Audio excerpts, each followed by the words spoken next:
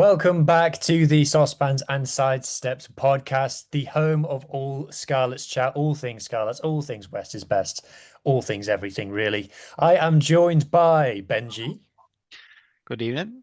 and I'm joined by John, making his Sosbans and Sidesteps debut this evening. Good evening, John. Good evening. Happy to be here.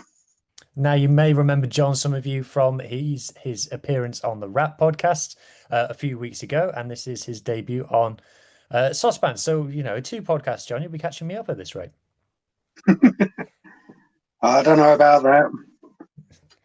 So, no one keep up with him, man. So, Benj is wearing a Scarlets top. What vintage is that? 2017. That's the away kit. Oh yeah, I remember now. I remember John Fox in it when we played Connacht away, and he absolutely ran past about 20 men. Yeah. Got off vintage. Another vintage find. I got one off vintage. You can you tell us about yours? I'll show you mine and you one in a second. Yeah. So basically, I was like, I really like that top, but they only had small. But they sent me medium and small, so I got two of the same. Nice. So if I put weight on, I can just upgrade to it. But these are quite large. I don't know if you remember these. Remember that season? Have you got this one in the red? I haven't got this one, no. Well, I got it in the red, the medium, and it's huge. It's like I don't like wearing it out because it's too big for me. But, right. Yeah, so it's just there as a memorabilia thing now. So I went on Vinted this week and I bought this. So I think I saw it. I was watching, yeah, you'd have seen it because you're in the group chat, but I was watching the Champions Cup final on S4C because the Premier Sports coverage was really pissing me off. With Andy Good, just all wanted to talk about refereeing decisions the whole game. So I put S4C on. And after that broadcast, they had a documentary about Welsh regions in Europe. Now, I don't speak Welsh, but I was like getting bits of it, and obviously they had some guests on it who can't speak Welsh either and things. So I was able to enjoy it well enough. And they showed Scarlets get into that semi-final, I think it was against Leicester in 2006, 2007. And I was like, oh, that's a nice kit. So I've hopped on Vinted, and there we go. There it is. There we go. Very Honestly, nice. if you're a Scarlets fan, Vinted is your friend. Like, honestly, you can, what year? Just put the year in Scarlets 2009, you probably get something. So it's a Cougar kit. It's obviously got the stripes, the pinstripes down it. Everything is stitched on. There isn't a single sticker on it. Honestly, lads, we are not getting jerseys like this anymore. These days are gone. Well, it's all over. That's why I like this one because the Cougar is stitched in, the badge is stitched in, and it's got the saucepan on the bottom, which is stitched in. So, because I got some Castor stuff now, and it's starting to peel off. Oh yeah, from this season. But last season they had it all in industrial fabric, which is fine with me. But this season, yeah. So maybe they were just like, oh, it's the last season. So yeah, I was trying to just check it on. Well, to mention that in a second, are you a bit of a kit collector, John? Not massively, but looking at those tops, I think I'm going to have to get into it. Genuinely, on Vinted, the prices, you can pretty much get anything for 10 quid, less than 10 quid. I've got polos and stuff for like 2 quid in the past. Yeah, under 10, easy. So I got my son currently on Vinted at the moment. Well, there you go. There's something that everyone can play along with at home. We will do a Vinted special episode. We're not sponsored by Vinted, though. Maybe we should hit them up. But yeah, maybe. Speaking of, this has slipped my mind. We didn't talk about it in the pre-production meeting, but no more Castor, as you alluded to there, Benj. They're gone out the door. No more, thank you. We're gone to VX3. What do we think of that deal? Oh, it's good. I think the kit quality. I quite like the Dragons kit. So if it's anything like that, then happy days. Yeah, they do a bit extras. John, you got any views on that one? Well, yeah, I mean, the lads rugby kit is all VX3. This top's VX3, and they're quite they're a nice fit. I do like them, and again, you've got the stick badges and everything. Yeah, it's from more like some of the local kits I've seen with VX3. They look really good. They're a Welsh company, I'm told. They are a local company. They might even be a West Wales company. Yeah, I think the Scarlets had a good deal with it, so yeah, it's good for us long term. Yeah, I think everybody's pretty happy about that. Everyone views that as a win. Yeah. We're going to cover a couple of bits of news then before we get into the game review of the Leinster game. So, first bit of news is broken today. Sam Wainwright has departed the region. He's going to join Cardiff next season. Had been getting a lot of game time in recent times for the Scarlets. Second choice to Big Hezza Thomas, of course. How do we feel about that one? Big M, I can tell you, Big M, by the way, he's not dead. Don't worry, he's just on holiday. That's why I'm hosting. Um, Big M is gutted. How are we feeling? Um, I can kind of see it. I mean, at the risk of sounding like I'm throwing shade around, especially going to Cardiff, Mm. given that they're supposedly having all these problems. But, Yeah. at the end of the day, maybe it's a case of, well, looking for long-term stability. Well, we don't know what's happening with the Scarlets. Like, I don't think he's had that much game time, really, is he? I'll tell you now, because he's been, like I said, he's second choice to Henry Thomas. Yeah. What's his name again? Sam Wainwright. Um, so he joined us he joined us from Saracens in 2022 after because you remember he was capped by Wayne Pivac. Yeah. And then he's come in and he's played. Yeah, actually, he he's got more game time than you think. He's lots of match day appearances, but maybe not start. He's got one, two. Yeah. Well, it says at the bottom. He's got three starts, but he played in round 1, 2, 3, 4, 5, 6, 7, 11, 12, 14, 15, 16, 17, 18, and quarterfinals of the URC. So it's not like we weren't using him. Overall, he's played 46 matches for the Scarlets, competitive matches. He's a part of our bomb squad then, isn't he? He's on the Exactly. bench, Exactly. And his scrummaging was coming good to the end, Yeah. he's maybe not known for his around the field work, but his scrummaging was his USP. But then on the other hand, you got to remember that we've had Harry O'Connor out all season with Mm. his Achilles. And if he's fit again, is Sam Wainwright in our first two choices? And I guess No. Cardiff would have just gone, you play for us. He Yeah. just might not have the Scarlets. Yeah. I think that's more for him anyway. I think it's more game time. Yeah, especially with, Harry coming back. I think, yeah, probably a good idea for him to go. But I don't know, there's these players now who are leaving, and I'm a bit especially when they go to Cardiff. You know, Well, and Sebastian's gone there as well, hasn't he? yeah, but he's gone from Edinburgh, so he's gone via someone Yeah, else. I know, but he's still a But Scarlet, really. Isn't he? but then someone who was rumoured to be in talks to go to Cardiff and is instead staying, he's going nowhere, is Johnny Williams, has Yeah, signed a contract extension. John, what was your take on that one? No, I'm happy with that. He's been playing well, and we don't want to lose too many sort of the decent players. But I'm happy he's staying.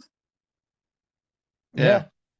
Yeah, John, Well, is so good this season. I think made such an impact since he's got back, and I can't remember what it was on, but the other day I think, oh, it might have been Dwayne actually was asked about Johnny, and he said, oh, he's in the contract room at the moment discussing it, and I was thinking, oh, that's a good sign that he's mentioned it. So I'm so glad because when they announced to leave us and he wasn't in there, I was like, there's still a chance he's staying. Because he's been such an impact player, and I feel bad for obviously Eddie, but yeah, no, he's our first team player, isn't he? So yeah, I'm very happy yeah, about yeah, same. Obviously, I'm with you. It's a shame for Eddie, but then if you want to be a top team, you need to have these options. And that. now, Yeah, like, we can't complain about centres now going into next year, and we can't complain about back three players as well.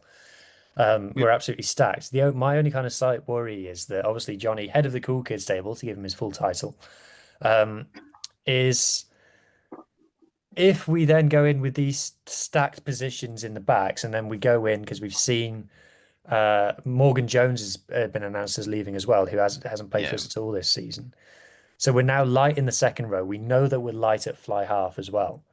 So if we go into next season light in those positions but stacked in others, then you got to ask the question of did we need to make a hard decision and maybe cut down on the depth of quality in some positions to make sure that we were competitive in others? Yeah, I mean we have got quite a few centers now, aren't we? To a point where we are lacking. I mean, if we're gonna have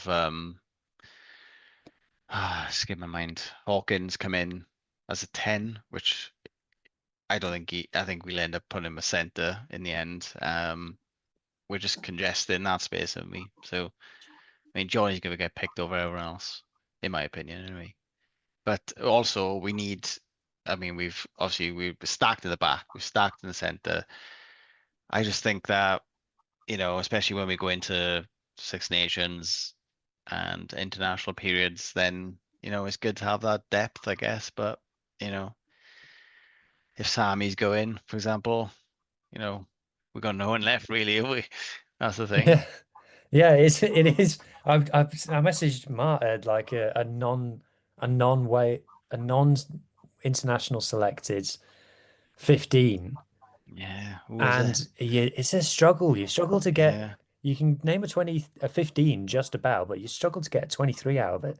It's lucky really we've got some foreign players because we'd be screwed otherwise, Yeah, Especially with the 8 going to play for Wales now. I mean, if we had any, games, we'd be screwed. If the yeah. Scarlets had any games, So yeah, I mean, I I'm mean, obviously glad to see Johnny staying, but yeah, we do need to spread it out a little bit. how are we looking with the pack? In terms Because of, obviously, if we're losing sort of props and the like, I think we still who have got. we got coming through or rumoured or? I No, think we I haven't will. seen any rumors. No. I think Big M will probably have more of an idea, but some academy players might be again brought up, possibly. They take longer to develop though. Yeah, especially the size. Like Sam Wainwright he's a big lad, isn't he? Yeah. What's his name? Harry. Um, Gabe Hawley. yeah, Gabe Hawley. Like just the size isn't there yet. Do you know what I mean? And I think it'll take a few more years to like bulk him up. Yeah. But Second row is the one for me. Is that yeah, we need to see we need to recruit a second row basically. And for all the jokes about our Scarlets don't produce second rows, well, I'm looking around. I'm not seeing one. Obviously, there's Will Evans mm, playing in Super Rugby Cymru, done well for Llandovery, I think it was. But is he ready to really just get game time in the URC so far? Maybe we'll see a bit more of Jack Price next season, but yeah, that's the one for me. Anyway, so that's the squad then. So that's the kind of news section that we can cut there. So let's talk about the rugby match that was on Saturday. So Leinster versus Scarlets in the URC quarter final. Leinster 33, Scarlets 21. The season is over. Let's just get the vibe. What was our vibes of the game? do you wanna go first, John? I mean, well, my vibe was it was really sort of edge of the seat. To be a point down at half time, I'd have taken that. I think discipline a little bit. There were some silly mistakes. Did like the way that Blair Murray was trying out for the Wales football team. As we all do, yeah. But yeah, it gives sort of hope going into next season from how we started the season to where we finished. But the other thing, it kind of strikes me there were sort of echoes of the Ospreys. We beat them at home in the league, and then the tables turned in the cup, which a little bit painful, but it was a good match. I enjoyed it. Yeah. I mean, you always, or both of you actually, always say about me leaving the park happy. If I was at the Aviva, I would have left happy, I would say, because before the game, I was quite negative. And Big M was giving me all the positivity, and I was like, I don't know, I don't think of it this time around. And do you know what? I said, as long as they keep in the fight and they defend well and score some lovely tries, I'm happy. And it's exactly what happened, because if you look at that scoreline, it is nothing like what everyone said. There was people at the game on Friday with the Glasgow game saying, "Oh, we're gonna go to Dublin next week," and they were like, "Yeah, so confident." And then when that game half time, I was thinking, "Oh, hang on a minute," it's and the thing is, right? I thought it was a different Leinster team, wasn't it? It was a completely different Leinster team, and we confused them and made them make mistakes as we did at the park. So to do that to the first team, I thought that was impressive. If we can build on that next season, we scored some lovely tries, defended really well, and we literally made the best team in the league panic, which is all I was asking for before the game. So yeah, happy. We did that, and like when this try happened, with the audio listeners were looking at the Blair Murray try, the length of the field one, because we were right. I thought we were going to concede because it's very Leinster to score right on the stroke of half time.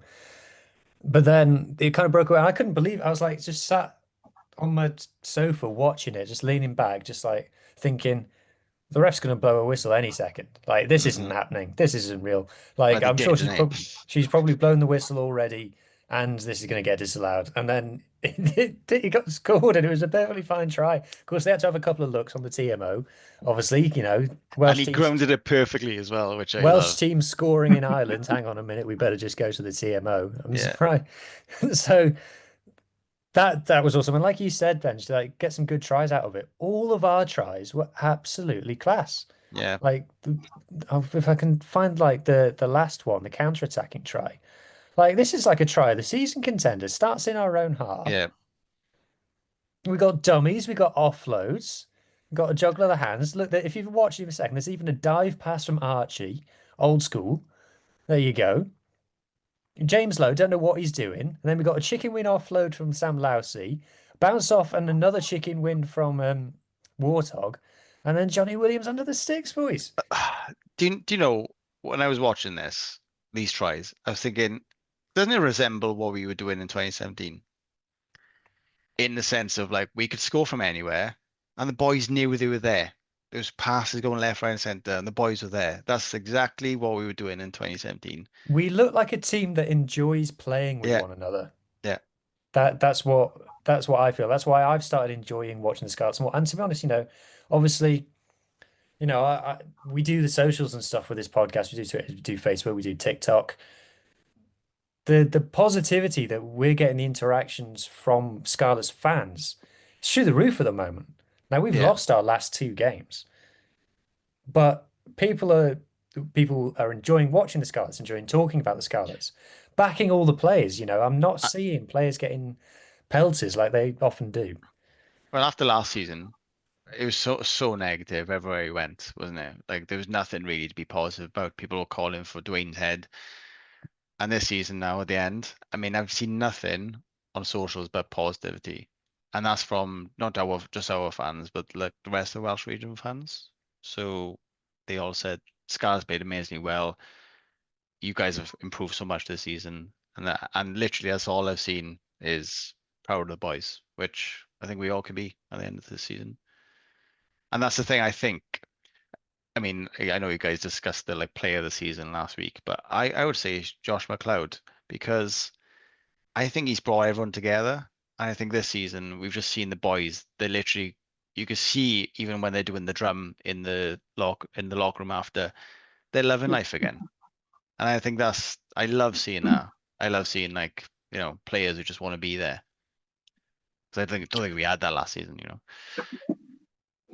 Thing is, there's not really. I mean, especially the sort of second half of the season, there's not really anyone phoning it in. They're out there, they're giving it their all, and they're playing right the way through.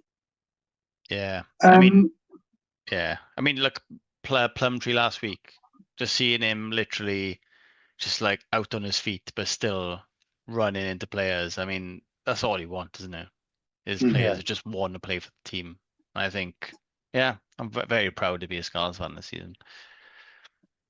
Yeah, there was a few in the game, like just to talk about a few of the specifics itself, in the game there was a few tactics, and when Dame Peel kind of spoke about being brave, and sometimes, you can interpret that as like almost like participation trophy, just that kind of thing. But that's not what he meant. I think what he meant was try stuff. And like, I don't know if you boys noticed, but we went through at the line out, we threw everyone right to the back, which Yeah. was putting a lot of pressure on Ryan Elias, bless him. And like we were going over the 15 sometimes. So that's obviously something they've seen in analysis. They think they can target Leinster there. Did it work? Not really.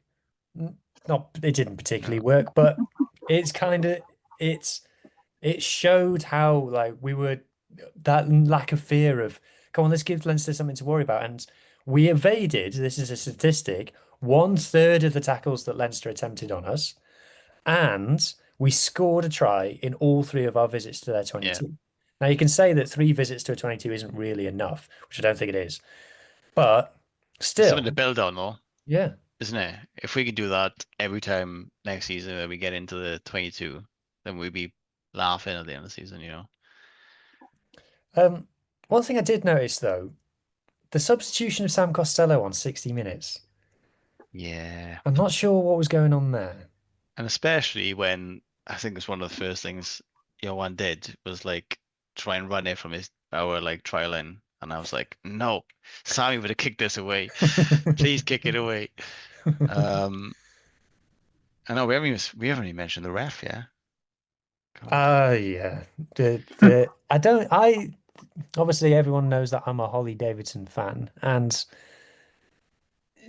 For I me, th it wasn't consistent. And we know, right, that the Irish get the rub of the green when they're there in Ireland, but it was like not straight throws for us, but then literally they throw it straight to the player at the front of the, even when it was, yeah, when we yeah. were jumping for it and competing, and the grounding and the offside. There was loads of things like that, and I was So thinking it so the wasn't the two same. yeah, the two that I'll mention there is the grounding.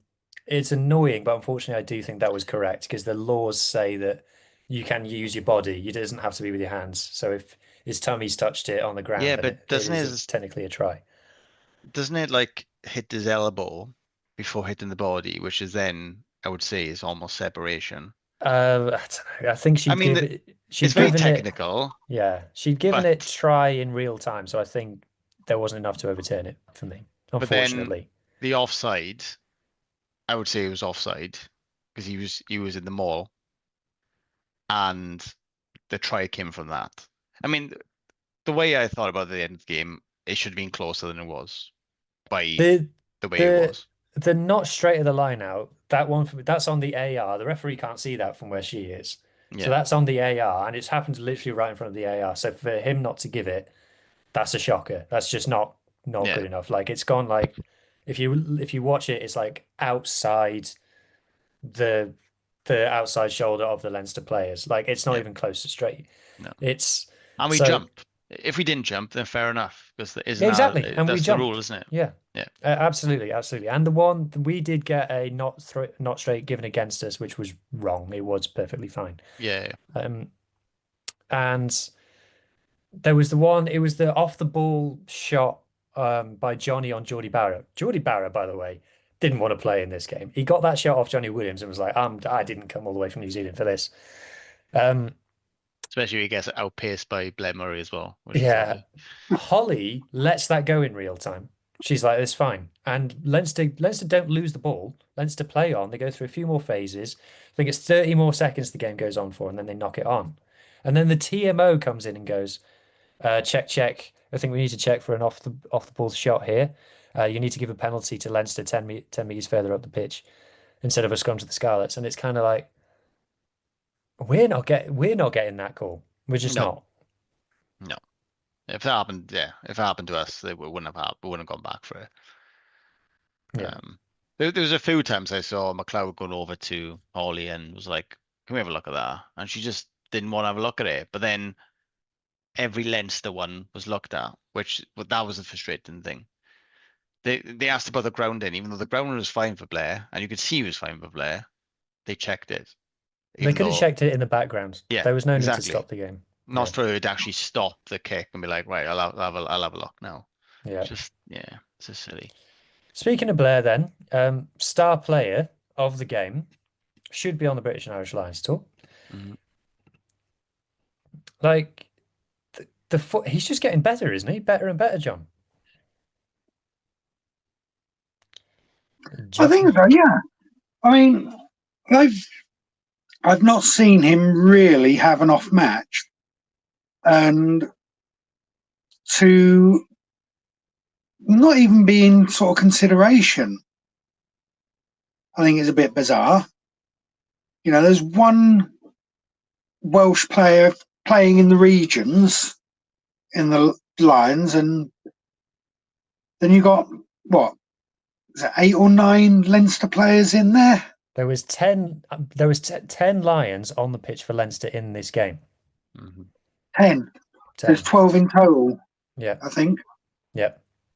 And That's that's, insane. I know the national team's going through the ringer at the moment, but I don't think 2 sort of Lions is. I don't think that's a fair sort of He reflection could be of called the up. players. He could be called up at some point.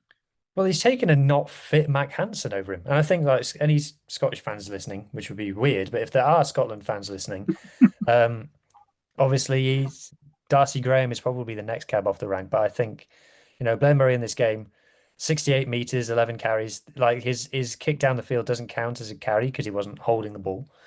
Um, but obviously 68 meters with ball in hand, 11 carries, which is the most, 8 defenders beaten. So the Leinster missed 25 tackles and 8 of them were on Blair Murray. 7 kicks, 6 passes, 1 dominant hit, 1 offload, 1 line break, 1 try, and 0 penalties conceded. He's He's he's just improved mine since going to fullback because I know he was saying at the start of the season when he was saying that's what the position he wants to play. And he's just he's excelled at it really. I know he's small, and but like he can create stuff from anywhere. that is the one thing that I think he's still not safe as houses in the air. Now Yeah, he can work on that, and Ellis Me can work on that as well. But that's just work ons, that you can get better at that kind of thing. yeah. He's always going to have a bit of a disadvantage with his height. Like, it's just a fact, but it's something It's he not. It's can not get like having better at. Tommy in the back, is it? Because he's you can trust him under the ball. We haven't even mentioned Tommy adding Geordie Barrett to his kill list Yeah. for his try, just skinning Springboks and All Blacks. It's just another day in the life of Tommy Rog. Oh, he's been a revelation this season. He's just Yeah, come leaps and bounds. his work on for me is just get the ball more. And Mm, if you're a winger, you're gonna have days where the ball doesn't come to you. But I think for us, it's just get the ball in Tommy Rogers' hands more. But Joe Roberts has finished the season in incredible form as well, I will say. yeah, yeah. Um, can't really knock any of the boys, really. I don't think anybody played badly.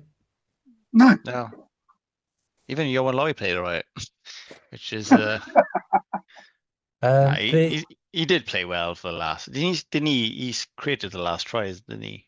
yeah, he got, well, kind of. He got the pass He to delayed the Lousy. pass.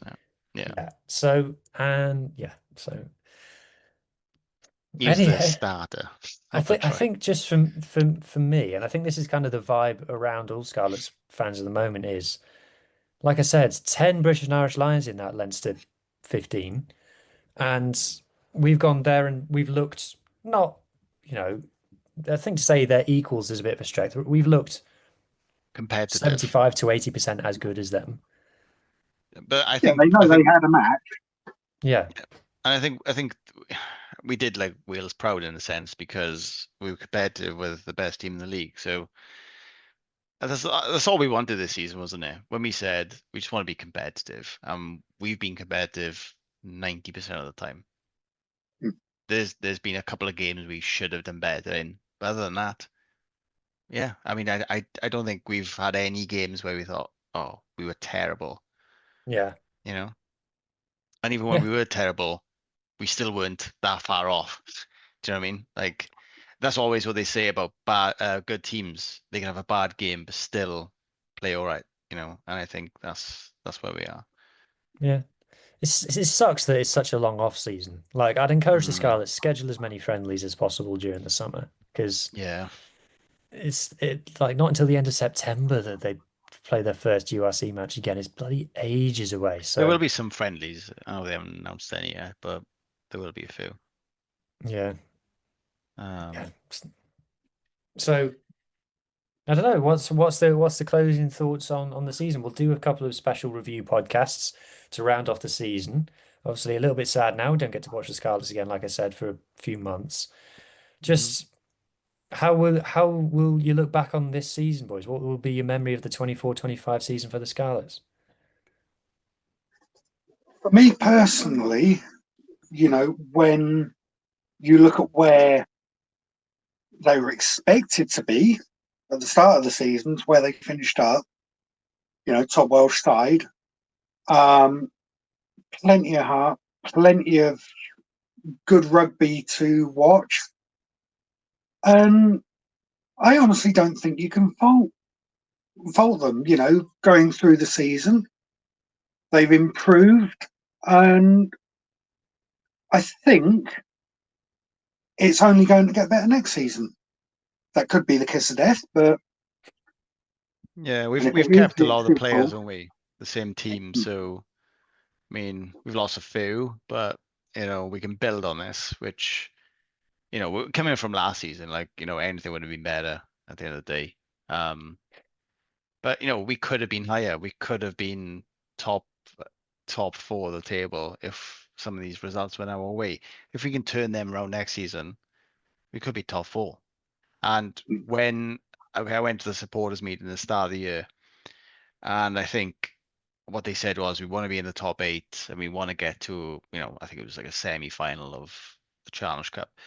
And there was a few chuckles in the room because after the last season, I think we wouldn't been close to that. But look where we are now. We went to the top eight, we went to Leinster, give them a good game. It sucks that we didn't get further in the Challenge Cup, but we Champions Cup next year, which is I can't wait for games on the park against some of the best teams in the world. So this is where we're at now. I think this is a lot more positive going into next season. Sort WRU, sort this stuff out.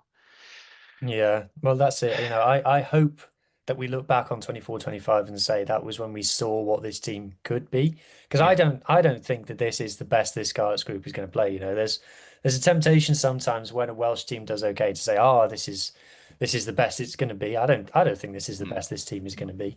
I think this team has clear things that it can improve on, and I think that they will improve on them because the improvement that we saw from last season to this. And even towards the end of this season as well, I think the the Scarlets, especially under Dwayne Peel so far, have been a half a season team. We either have a good first half and a bad second half, or a bad first half and a good second half. Whereas in this season, I think we got better throughout, and I think we finished the season playing the best rugby of the season. So Yeah, I think that's what makes me enjoy it. yeah, I think it was someone. I think it was an interview. I think it was with McLeod actually, and it was on Jonathan on S4C, and he was saying that I think they're starting to click, and this was like a few months ago now. And I think that's where we are now. If this team has clicked the way they are, and we obviously got this majority of the same team next year, if we can keep this going, as in like the way we've been playing now, I mean, I think we just on the boil. We're not there yet. So yeah, top four next year, please. Yeah. Cool. Well, I think that's a great note to end it on. So thanks very much to Benji. Thank you very much to John making his podcast debut. If you've enjoyed the show, please remember to subscribe. If you're watching on YouTube, drop us a like, get involved in the comments down below. And if you're listening on audio film watch, give us a 5-star review. And if you even want to help us out even more, share a link with a Scarlet's loving mate. If you fancy trying your hand at podcasting, get in touch with us at Rap on YouTube or Facebook or Twitter, wherever it happens to be. We're always looking for new presenters, especially if you are Irish or even American. or South African. There's going to be loads of new shows on the channel from next season, and producer Lee is looking out for presenters all the time. So, with that all said, cheers, gents. Cheers from me. Enjoy the rugby, everybody, and we hope everybody's team wins. Cheers.